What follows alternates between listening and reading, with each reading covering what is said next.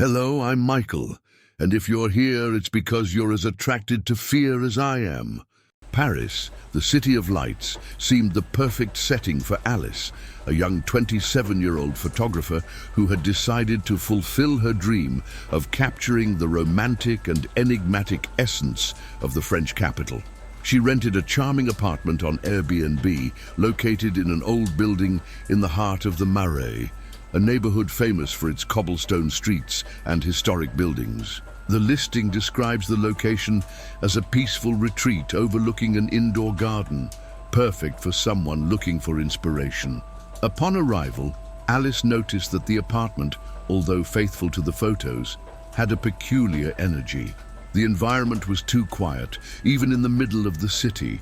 The evening light, which penetrated through the window, cast shadows that seemed to dance on the ancient walls. On the worn wooden table was a handwritten note: "Do not enter the attic."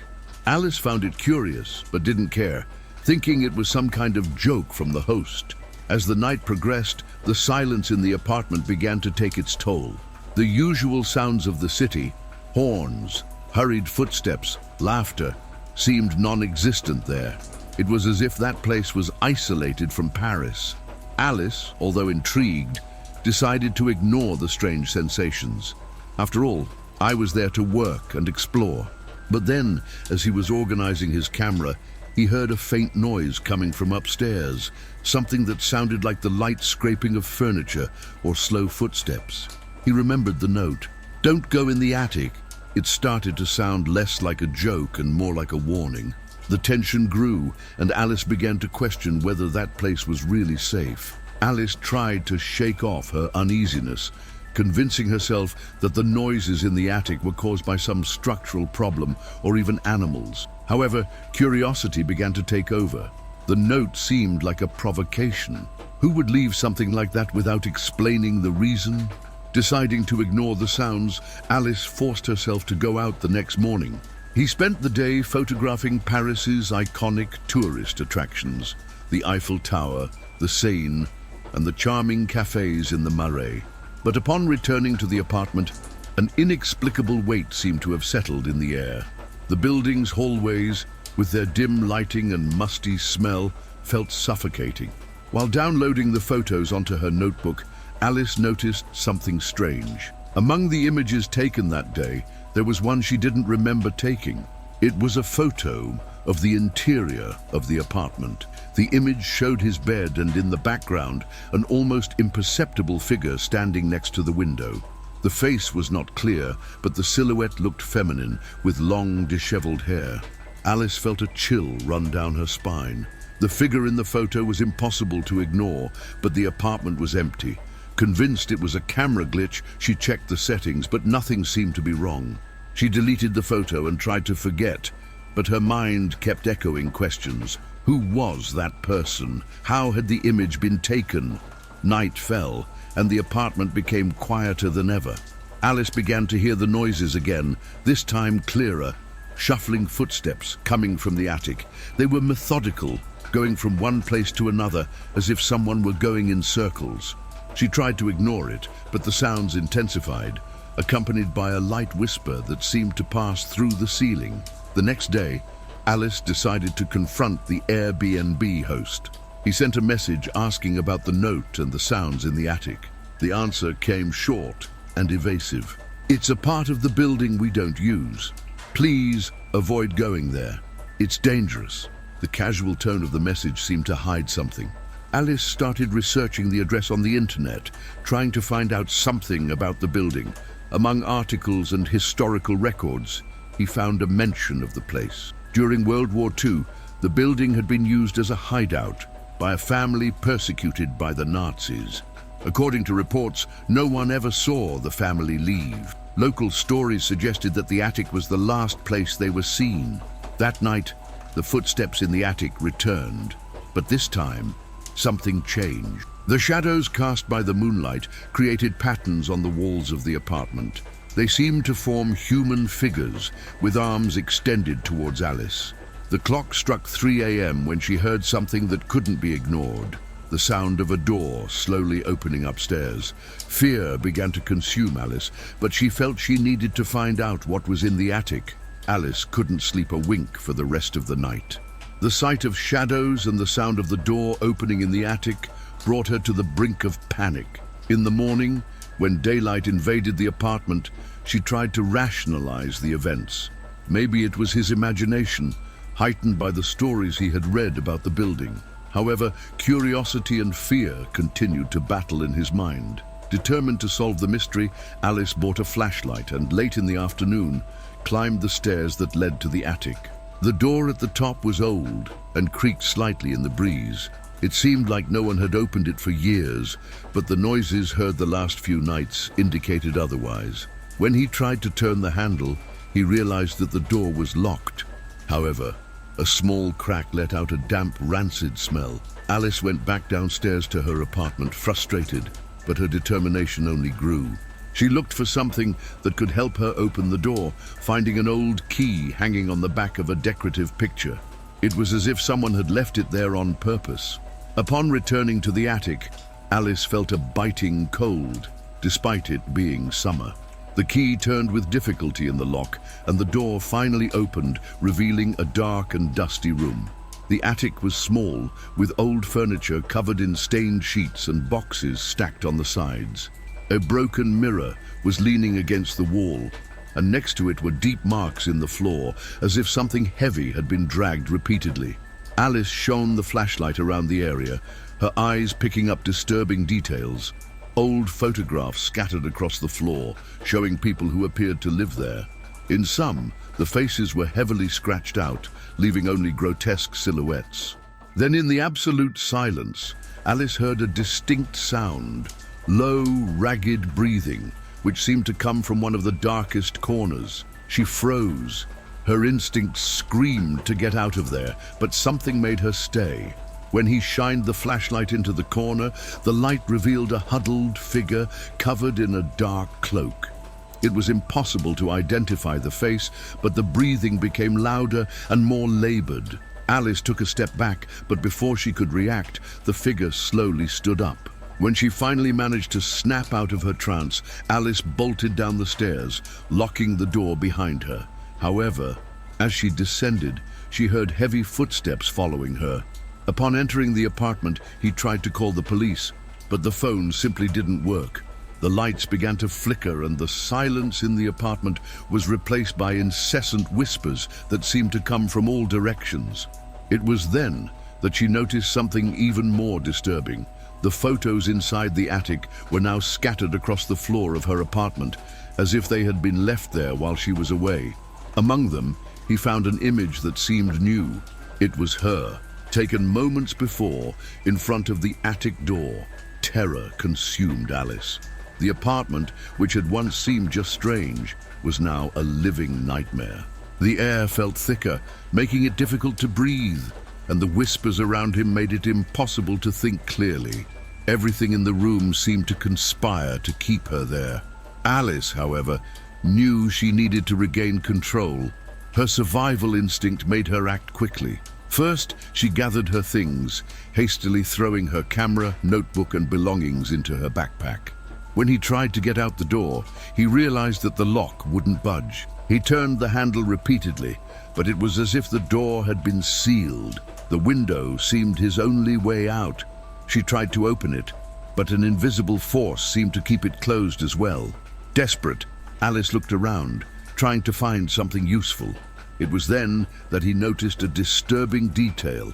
The shadows projected on the wall formed human figures, all with their backs turned, staring fixedly at the attic. As she fought her growing despair, Alice remembered a detail from the stories she had researched. The family that disappeared during World War II used symbols and signs on their possessions to protect themselves from spirits. She quickly searched the apartment, looking for anything that could be a symbol or object of protection. He found an old notebook hidden behind a bookshelf. The pages were full of notes in French, mixing prayers, drawings of symbols, and descriptions of rituals. Although he didn't understand much, he identified an excerpt that seemed to be a protection ritual. Using the materials described in the notebook, Alice improvised. He lit candles he found in the kitchen and drew the symbols on the floor with charcoal from a piece of burned wood. As he recited the words of the text, something changed in the air. The silence was broken by distant, deafening screams coming from the attic. The shadows on the wall began to shake violently, as if they were being pulled away. However, before Alice could finish the ritual, the attic door opened with a bang.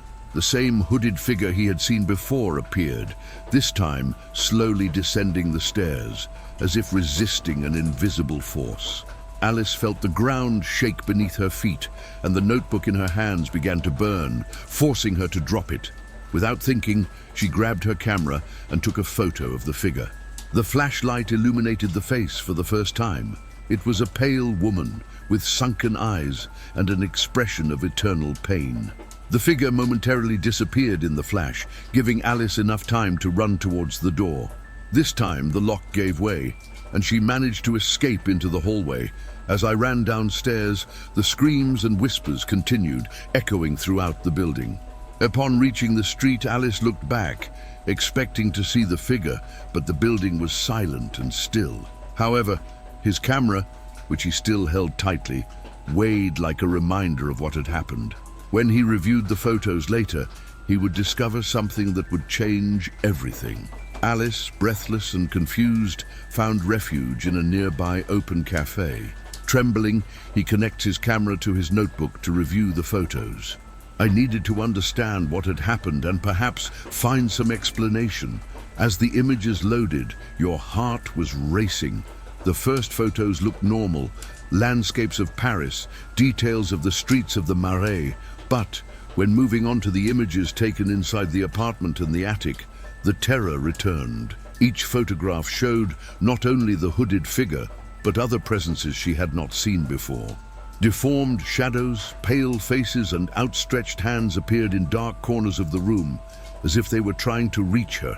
The last photo, taken when Alice fled the attic, revealed something even more disturbing. The hooded figure was standing next to her on the stairs, but his face had changed. Now it was Alice's own face, distorted into an expression of anguish and hatred. Terrified, Alice tried to delete the photos, but the computer crashed. Then a message appeared on the screen, in French. Vous ne pouvez pas échapper à votre destin. You cannot escape your fate. The cafe's lights began to flicker, and the room became completely silent. The other customers seemed to not notice anything, continuing their conversations and meals as if nothing was happening. When Alice looked at her notebook again, she realized that her camera had disconnected by itself and the photos had disappeared. Not knowing what to do, she decided to return to the building, determined to end it once and for all. Carrying only his camera and partially burned notebook, he slowly climbed the stairs. The building seemed darker and emptier than before. When she entered the apartment, the stale smell was even stronger, and the air felt heavy, as if something was waiting for her. The shadows on the walls were still, but this time they formed a circle, all facing the center of the room. On the floor, the notebook she had left at the ritual was open, its pages now filled with words written in dried blood. Alice, fighting panic, followed the shadows to the attic, which was now open. When he entered, he noticed that the space was different. It was bigger, infinite, with walls that seemed to pulse and whispers that came from all directions. In the center, the hooded figure lay on its back, motionless. "Why are you here?" The figure's voice echoed, hoarse and deep, as if it came from inside Alice's own mind. Before she could respond, the figure turned around, revealing Alice's face again, but this time perfect, as if it were a reflection. "You took something from me," the figure continued, "and now I will take what is yours." Alice felt paralyzed, unable to react. The figure raised her hand, pointing at the camera hanging around her neck. In an instant, the light in the attic went out, leaving her in total darkness. The only sound was the click of the camera shutter, taking one photo after another, faster and faster. When the light returned, Alice was alone, but something was wrong. The attic looked different, more modern, cleaner, as if it belonged to another time. As she looked around, she saw reflections of herself in all the broken mirrors, but the reflections didn't imitate her movements. They seemed to be watching her, ready to act on their own. Suddenly, he heard voices outside. Going down the stairs, he saw people entering the building, laughing and talking like tourists who had just rented an Airbnb. They couldn't see her. When he tried to speak, his voice wouldn't come out. Alice had become part of the apartment, a figure among the shadows, a reflection in the mirrors, trapped forever in the attic, waiting for her next victim. Days, or perhaps weeks, passed without Alice being able to measure time. In the limbo of the attic, she was just a presence, aware of everything, but unable to interfere with the outside world. She could watch the new guests arriving, settling into the apartment unaware of what awaited them. The first group that arrived after her disappearance was made up of a young couple. They laughed, joked, and took photos of the apartment's charming decor, not noticing the occasional whispers or the shadows that moved slightly on the walls. Alice tried to scream, tried to warn them, but her voice seemed to exist only inside her mind.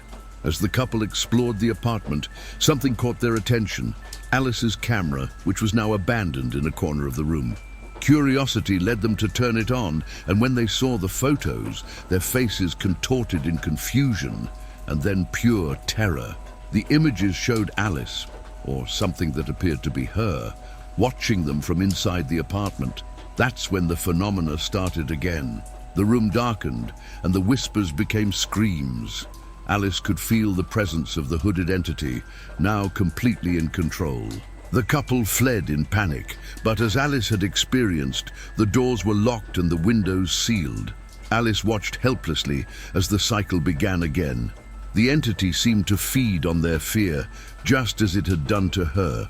Each attempt to escape only led them back to the attic, where they were confronted with their own reflections in the broken mirrors. As time passed, Alice began to understand her role. She wasn't just a victim. It was now part of the force that kept the entity alive. Whenever she tried to resist, she felt a searing pain, as if she were being punished for her rebellion. Little by little, he began to forget who he was, his memories fading away like smoke. One day, while the attic was empty and silent, Alice saw something in the mirror before her. It was not her reflection, but a fragment of who she had been, a determined, curious, and full of life young woman. She tried to grab that piece of herself, but the entity wouldn't let her. The image disappeared, replaced by the grim face that now defined it. Alice realized that the apartment was a perfect trap, an endless cycle of terror designed to attract and consume those who entered. Paris, with all its beauty and history, hid this dark spot in one of its charming neighborhoods. Tourists continue to arrive, and every time someone new walked through the apartment door, Alice knew she was destined to watch and participate in their torment, eternally trapped between the shadows and the mirrors. The legend of the cursed apartment grew among those who dared to tell horror stories in Paris, but for Alice, it was not a legend. It was his reality, and so she waited, always lurking, always in the shadows, a reflection that watched until someone new decided to book their stay.